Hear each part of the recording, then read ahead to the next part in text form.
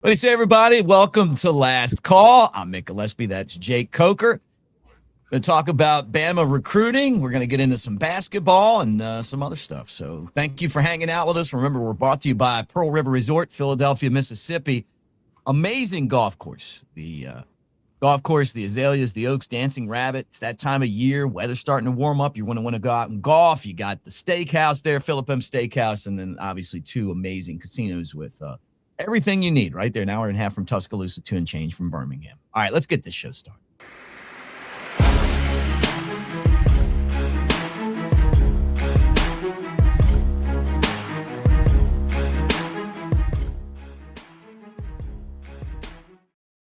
All right, there he is. Jake Coker. I'm Mick Gillespie. Good to see you, buddy. Happy Mardi Gras. Everyone's really excited about you being on a float in the Mardi Gras parade tomorrow. Are you not allowed to talk about that? Is it top secret stuff? I mean, who cares about recruiting? I just want to know. Inquiring minds want to know about your Mardi Grasing. You gonna wear a mask? Stop.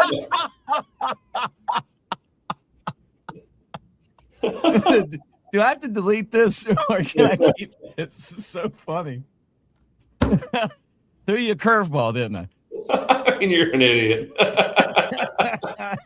People, you don't know why you want to watch the show in the off season. Oh, this is brutal. A brutal time of year. At least we got Arkansas Wednesday. All right, so no comment on that. Let me ask you about Tyler Henderson.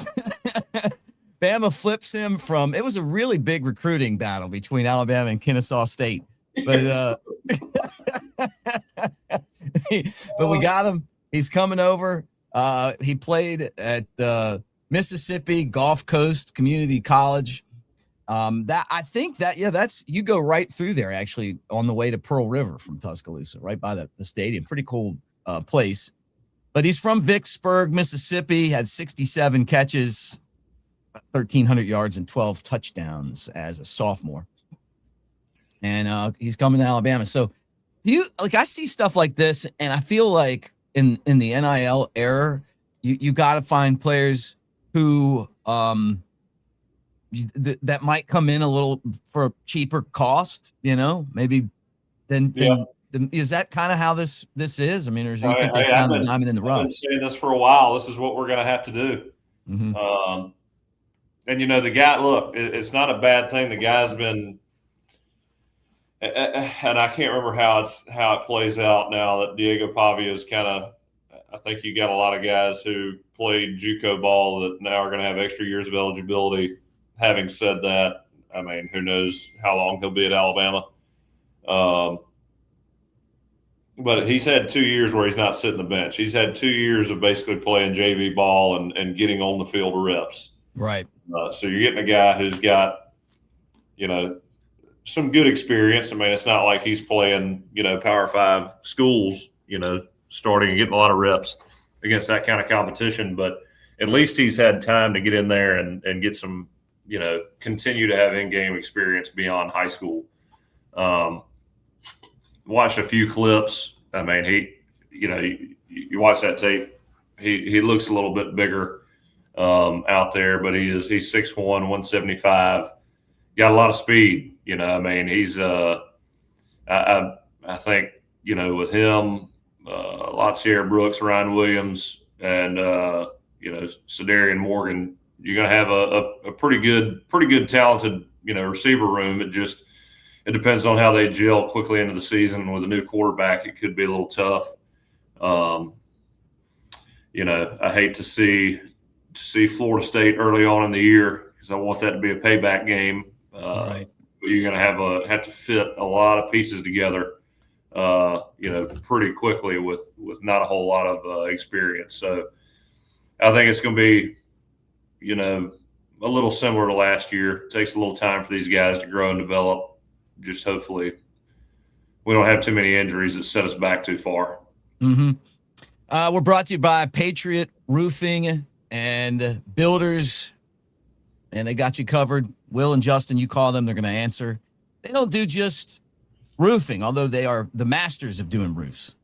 But they can help you there. They can help you with your siding, your gutters, windows, full home renovations. They do it all. Patriot Roofing and Builders, and they'll give you free inspections. Obviously, if something's wrong with your roof, you want to know that, you can give those guys a call. They'll answer. Will and Justin, we appreciate those guys, and I know you guys will too. So let me ask you this.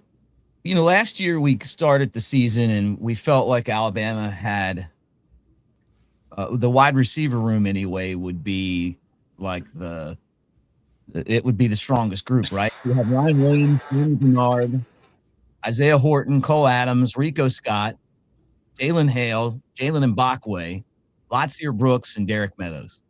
And you look at it right now, Ryan Williams is back. Jeremy Bernard's going to the NFL. Isaiah Horton transferred. Cole Adams transferred. Kept Rico Scott. Jalen Hale's out. Jalen Mbakwe transferred. Lotzier Brooks and Derek Meadows are both back. And then, then obviously the guys that Alabama added. If you were grading the wide receiver play from last year, what grade would you give them and why? The grading from last year? This past season.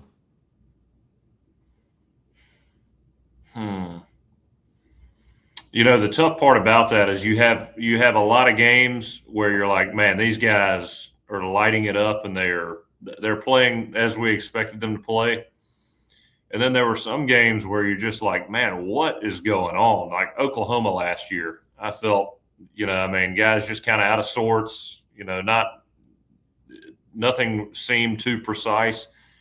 And having said that, there was a lot of line issues. Going into last year, I think the biggest disappointment was the O-line. I think, that had to have been a position group where I think we all felt pretty good about it. You had a lot of guys with some experience, second year under Kalen DeBoer, and, the timing issues in both the run game and the pass game, you never felt like it was reconciled. And then there were some games too where, again, those receivers, they look great one game and then all of a sudden they look like they're kind of out of sync in other games. And some of that, some of that is probably some wrenches thrown in by defensive coordinators, stuff you hadn't really seen or hadn't prepared for too much. But if I had to give them a grade, I'd probably give them somewhere between a B-, B+. Pretty good grader, yeah. I'd say a lot of drops. Ryan Williams had a lot of drops. It was kind of disappointing. I thought Cole Adams would be a better player than he turned out to be. I felt like we saw what Rico Scott can do, but not enough. Jeremy Bernard was hurt for a lot of the season. When he was healthy, he was great. Yeah. And he played through it. He's a bulldog, man. Somebody in the NFL is going to get a really good player. Well, Ryan Williams, he was kind of an outlier this year. As much hype, as talented as we know he is, love him to death. And he is one of those guys I want to see do well at Alabama as much or more than anybody else. But everybody, if you watched Alabama football last year, 2 years ago, you expected Ryan Williams for this to be his year. And I think he would have to tell you that he wasn't happy with the way this year went. Yeah. And it just is what it is. But you got to pat the guy on the back and appreciate him for, staying the course. You talk to those coaches, they love him. He's there working his ass off every day. He's got the mindset. It's just putting it together on the field, and maybe like we said in the last show, maybe him being the leader of that room now puts him in a position mentally where he's going to get after it, and really make a push this year. Mm-hmm. I hope so. But Jeremy Bernard, he's probably the most consistent guy, and Isaiah Horton got right there with him, which I was kind of blown away. The new transfer in a system, that throws the ball as much as we did last year, came in and led our receiving core and yards, touchdowns, pretty much every big category. Hate to lose him. It's the money thing, man. I mean, like if I've said this on a lot of shows, I think I probably said it with you too, is that if we don't find more money to spend on players, we're going to lose players. We're going to be a feeder system for some of these other schools. And it sucks to say that, but it's the truth, and but having said that, my takeaway from this year, the guy that I'm most excited about in that room is Lotzier Brooks. Yeah, me too. I absolutely love the way he runs routes, the way he catches the ball with absolutely fearless mentality, the yak yards after catch. I mean, he's getting them. He's explosive. Yeah. He's like if Kenyon Drake was a receiver, that's what he reminds me of. That's a good comp. I think Kenyon was explosive in different ways. Obviously he had more of the running back build, but he'd get out of the backfield and get open. And Lotzier Brooks to me is that guy who's going to be dynamic in multiple different ways, has receiver-like ball skills, can go up and get it. And then you can find a way. I think he's going to be better. You know how we use Jeremy Bernard in the backfield sometimes? Yeah. I think Lotzier Brooks is really going to excel in that role. I think he's going to be the guy that takes over for Jeremy Bernard and is kind of the do-it-all utility guy. Mm-hmm. Yeah. Well, you got to find a way to give him the ball, like in multiple different facets, because he does things that running backs can't do. He does things that receivers can't do. He's just that Swiss Army knife. Yeah. No doubt about it. And you're going to have you guys Ryan Williams and Tyler. I think Tyler Henderson's going to be pretty good. I mean, I watched his tape, and again, it is JUCO ball, but you can also see some tangible talents there. The way he catches the ball, he's got good ball skills. He blows by people. I don't know what his 40 time is, but again, that really doesn't matter. He's got football speed. Now you never know what happens when you strap it up in the SEC, but I'll be honest. When I first saw it was us and Kennesaw State, you're kind of like, man, what's going on there? But when you watch, some of the plays he was making, you're like, okay, I see it. Mm-hmm. He's got some stuff. Hey guys, we're brought to you by Pearl River Resort. Let this guy tell you all about it. So Jake, let's break down some game tape. Hold on, fellas. Steve. Hey Jake, you ready to rock? Let's roll, brother. Guess we're calling plays at Pearl River Resort. Wow, Jake's first throw scores. And Steve's got the crowd pumped. Man, they're absolutely rolling. 'Cause I don't have to be me till Monday, Friday, Saturday, Sunday. I ain't gonna face reality. I tell you, Jake's still got game. While Steve keeps rocking aces. Boom, Jake seals it with a pick. Come call your own plays At Pearl River Resort. Let's roll. I don't have to be me till Monday. I see something new every time I watch that commercial. But your acting chops have blown me away on there. When you cut it on, I try not to look. Oh God! Hey, can I ask you a serious question? What you got? Since you're a big Mardi Gras guy now, what's better for you, moon pies or king cake? Like which one would you recommend to our audience? I'd go king cake probably. I mean, would you? I used to like the moon pie back in the day, but now I sit there and think about catching a moon pie from a random dude on a float. They're in packaging though, man. Yeah, I know, but you never know. There could be holes in that packaging. That's true. So there's different kind of king cakes. Have you noticed that like you can get like apple king cake or I don't know, the blueberry and stuff like that? What about which one? Just for the people. Just like the traditional king cake. I mean, I can't even say I really love a king cake, but I'll take a bite here and there. Have you ever tried like those king cake inspired beers before? You know, like Fairhope Brewery did one. It was really good. It was a king cake porter, and it was unbelievable. And then I had like a king cake. I want to say it was like a lager, maybe, that was made by, I think, Abita. No, I have not seen that. I just, I like my. You're a Miller my Lite old guy. school. Yeah. So Hey, for you, it'd be like Miller Lite with king cake. while that commercial was playing, I was looking up combine invites to players that aren't leaving college from Alabama to go to the NFL, but transferred from Alabama, went somewhere else, and now are invited to the combine this year. I got four names. You guess them. Guess which ones? Caleb Downs. Well, yeah, that's the easy one. Then you got three. All same position group. Oh wow, all those guys that left the secondary when Saban left. No. All right, read them. Aaron Anderson. Oh yeah. Malik Benson. And Kendrick Law. Oh, you meant? Oh yeah, right. I thought you meant they were all in the secondary. You meant they were all in the same, wide receivers. Yeah. Right. Yeah. I think when Saban talked about one of the players that transferred. Remember, he had some guys transfer, and he was like, one of those guys would have played here. He was going to be just fine. And I think he was talking about Aaron.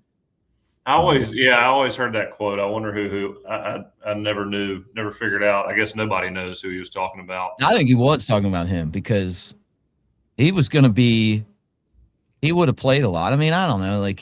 Well, what about was it not JoJo Earl?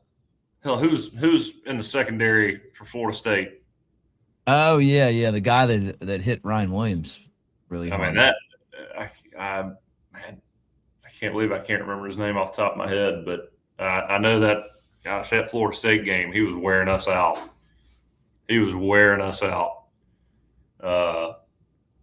Just absolute physicality the entire game.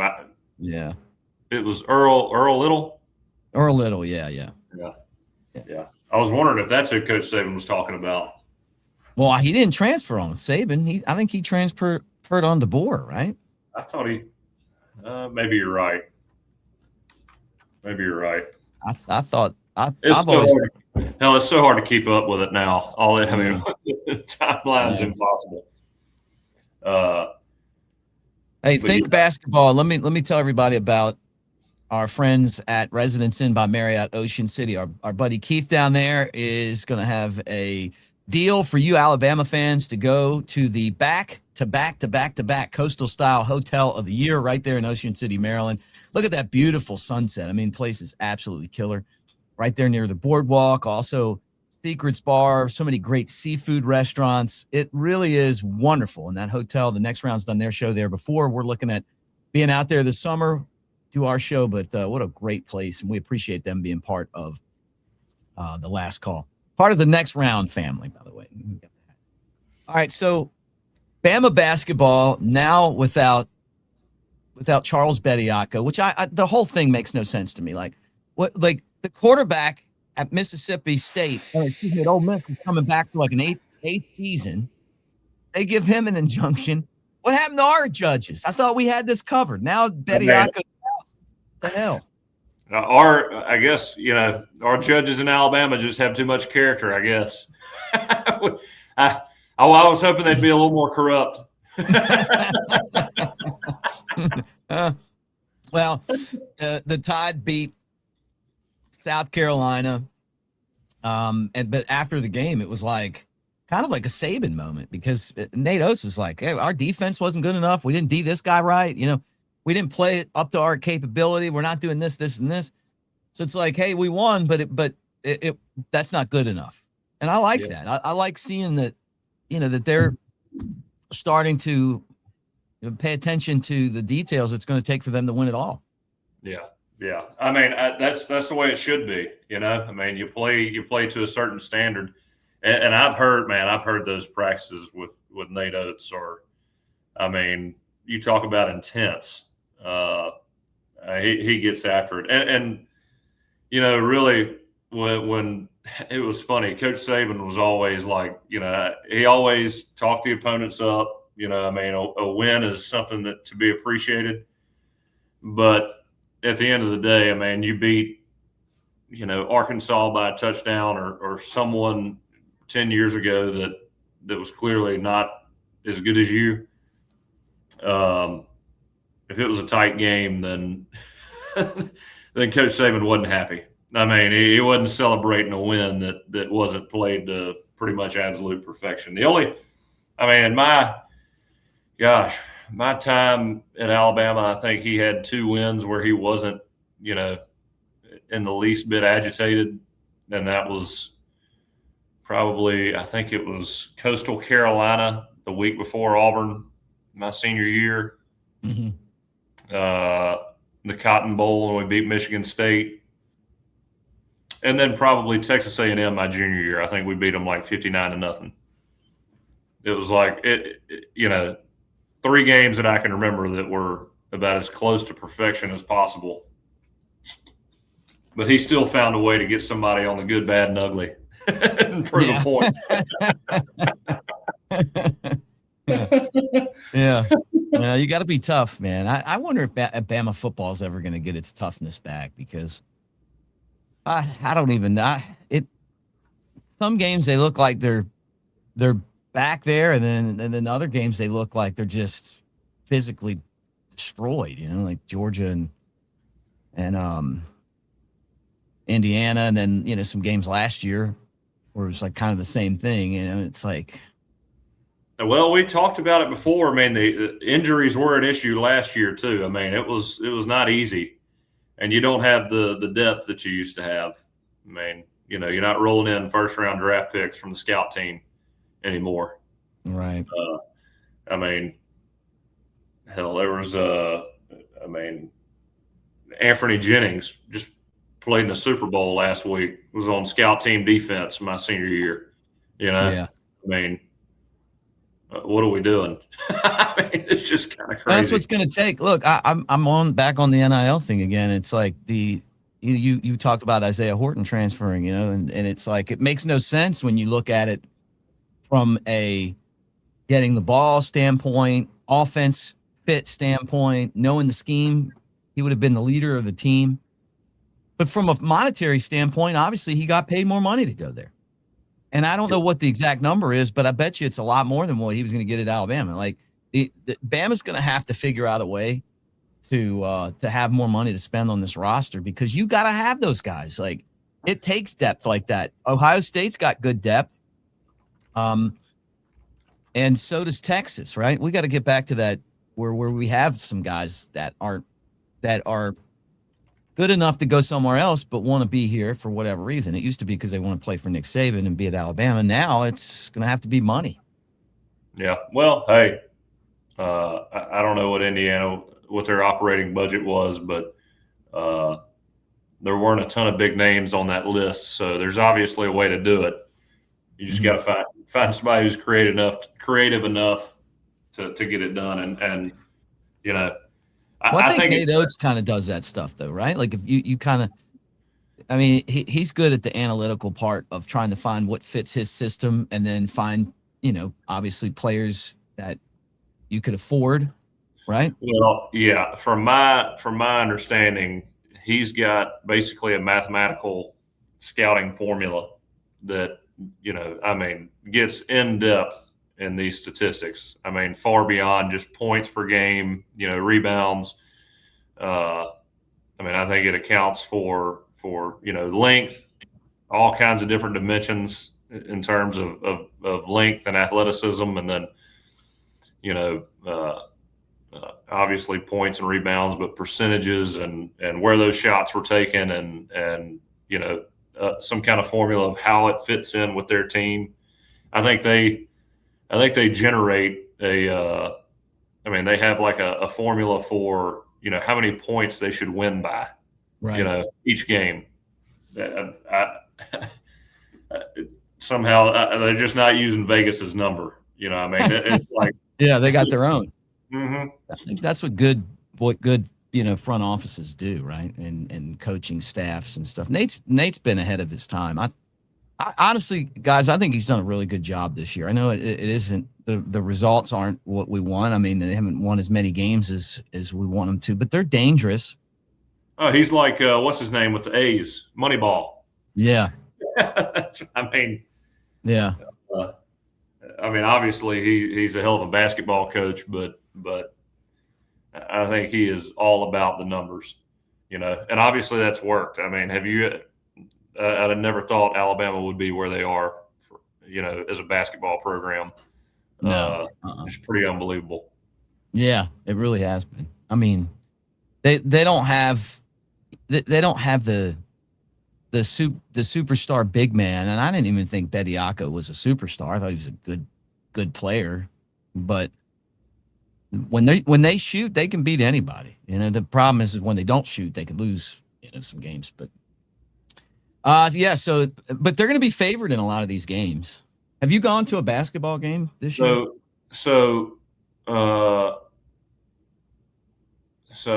just looking at this real quick, Mick. So again, in July 1st of 2025 is when the revenue sharing model started, but there's a cap of $20.5 million. Mm-hmm. So, I mean, I would imagine all that cap space is being used by Alabama as of right now. Well, but Chris Lowe and I were talking about this. We don't think that that's been followed at all. We think that teams just do whatever they want anyway.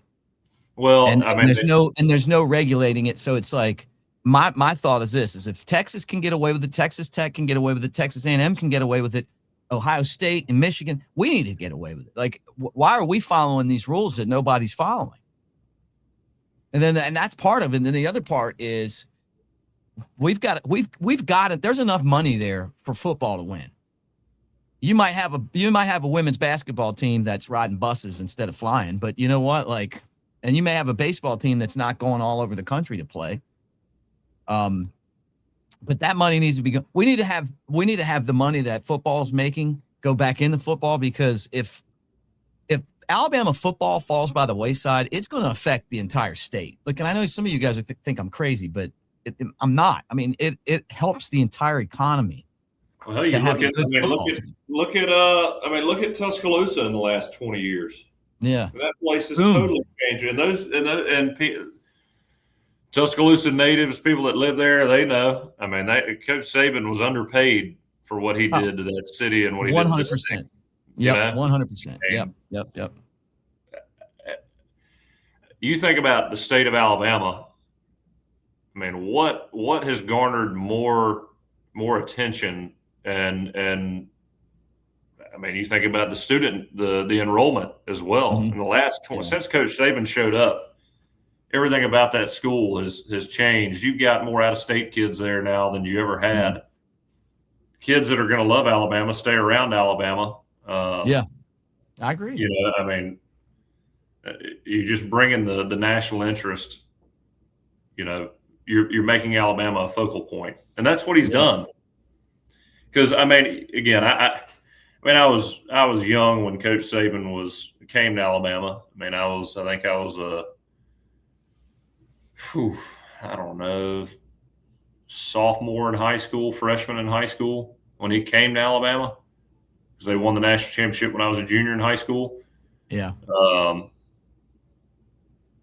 And I mean, I just, you know, you didn't hear much about Alabama on TV. It was, you know, I mean, it was kind of quiet, much like Ole Miss now. I mean, you hear a lot more about Ole Miss and that campus and I guess the culture of the South is, you know, really gotten a lot of attention through college football, in all seriousness. But Coach Saban was, you know, he was the highest paid coach at one point. You know, I think he's found a lot of different revenue streams to make up for not being the highest paid coach at one time. But, you know, he was underpaid for what he did for the state. There's no doubt about it. Yeah, I agree with you.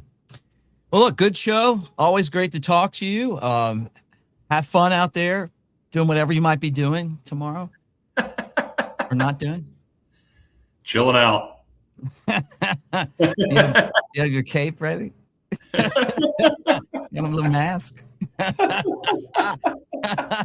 Nickname? Do you get a nickname? No, I do not. All right. It's all good, man. What are you giving up for Lent? Last question of today's show. And while you're thinking about it, let me tell our friends again about our friends over at Patriot. Yep, Patriot Roofing and Builders, 205-919-4494. You guys, if you're looking for some answers, they give you free inspections. That's right, Will and Justin answer when you call that number. Patriot Roofing and Builders, unlimited home builders license. They can do anything, like a total home solution company, right? Roofing, siding, gutters, windows, and full home renovations. So make sure that you check that out, especially if you're in the market for that. All right. What are you giving up for Lent? I don't know yet. What are you giving up?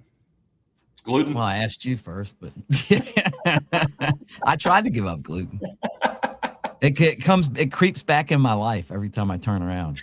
Yeah, I don't know. I don't know. I was thinking about drinking. I'd miss it so much.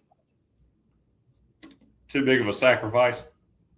Well, I don't know. I'm a social butterfly when I get a few beers in me.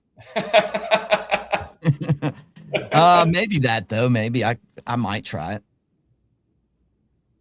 Yeah, it'd be tough. You know, it'd be tough. What if you and I gave it up and we'll have a contest to see who can go further without drinking? I go to so many events, it would be tough. Me too. That's what I'm saying. Me too. Like, you know. I mean, that's the thing for me. I mean, I'm pretty good on the weekends outside of an Alabama basketball game this time of year. But Right. Okay. So we're not going to do that then. No, we're not going to do that. You don't want to lose. Hey man, I plan on. But you don't want to win either. Yeah, that's right.